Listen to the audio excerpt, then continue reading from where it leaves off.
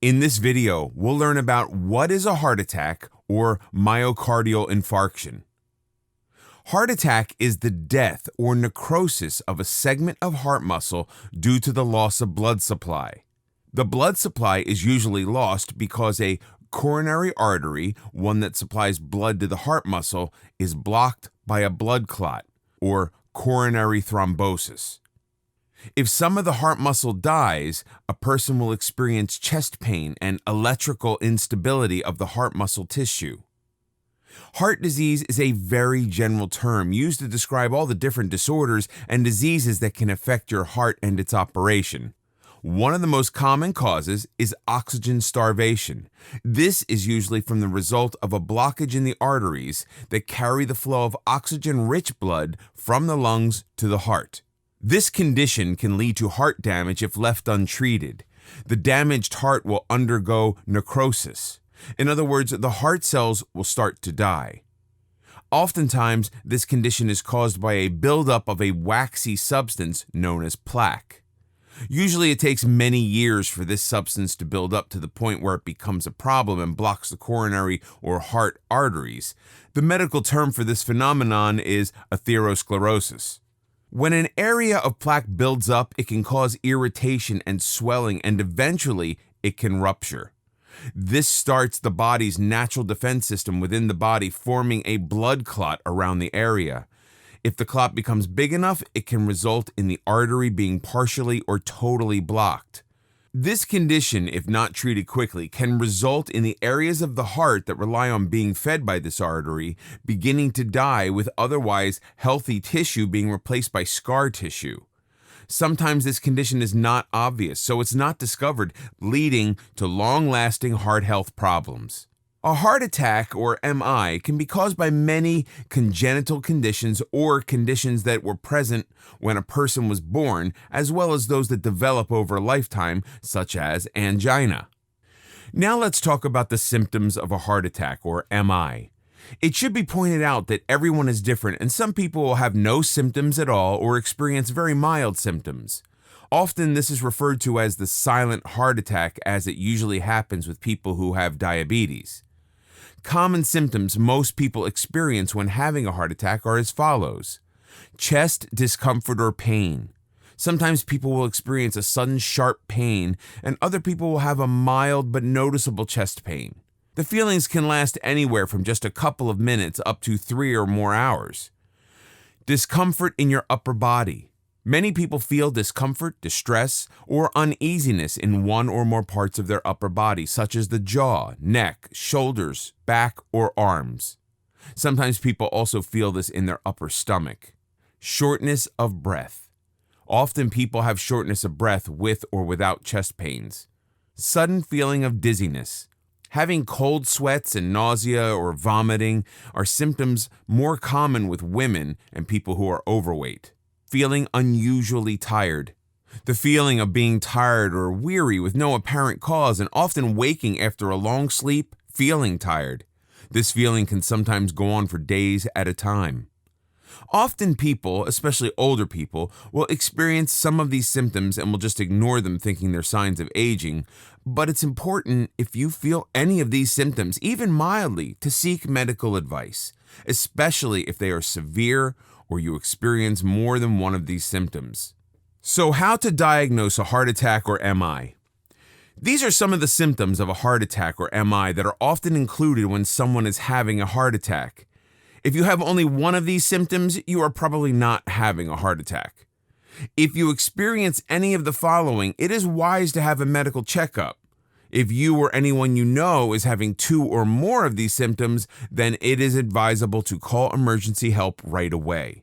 Prompt medical care and treatment can prevent or limit organ damage and may even save your life. It's better to be safe than sorry later. If you are having difficulty breathing or shortness of breath, feeling weak or fatigued, feeling that you are unusually tired with no apparent reason for long periods of time, even after sleeping, swelling in your feet, ankles, and legs, edema, feeling an irregular or rapid heartbeat, a reduced ability to do normal exercises, having a persistent cough or wheezing, often with white or pink phlegm.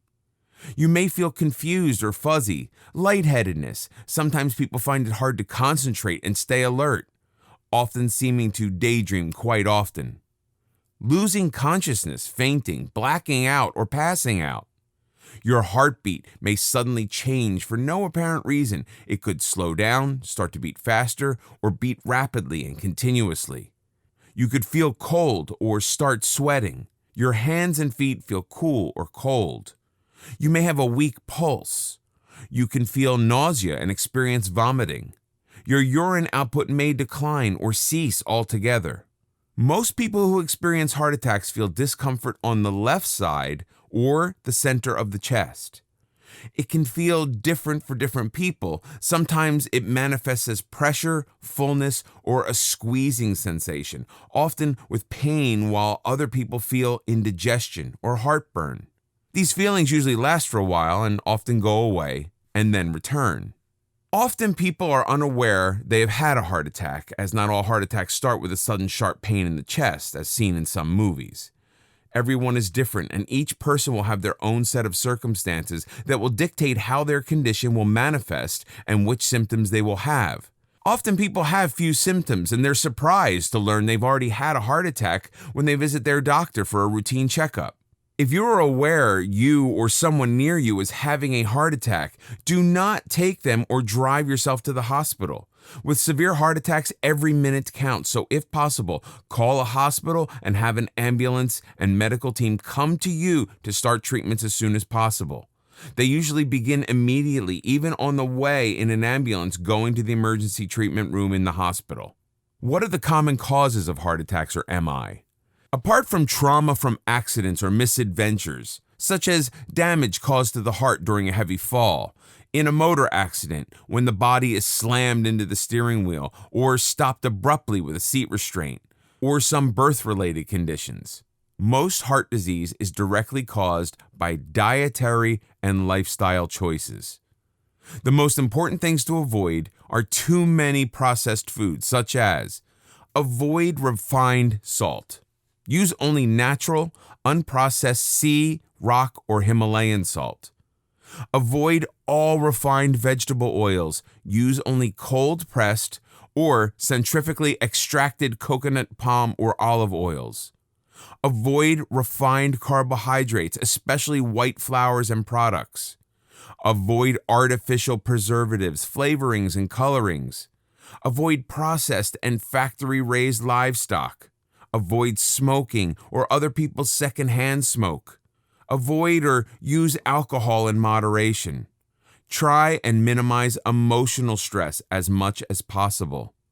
Chest pain, cardiogenic versus non-cardiogenic. Most people experience chest pain to some degree at one time or another over the course of their lives. This is often caused by anxiety because chest pain is so often associated with heart disease. Fortunately, almost all chest pain has little to do with the heart, but it is not something you should ignore.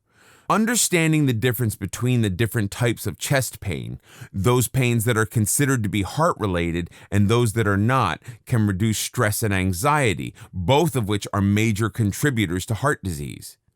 The chest and lung areas are made up of many different structures, all of which can produce pain. The most common types of pain and/or tenderness is in the muscles and bone joints around the chest. The lining or pleura around the lungs can be associated with pain if it becomes inflamed or irritated, but the lungs do not contain any of the nerve connections that will induce the feelings of pain. The esophagus, or the tube from your mouth to your stomach, is another area in your chest that can give you pain. Heartburn, as it is often referred to, or refluxing, has nothing to do with your heart, but can often give a pain that feels like a heart disorder. The esophagus can also have or give spasms, which is also non-cardiogenic.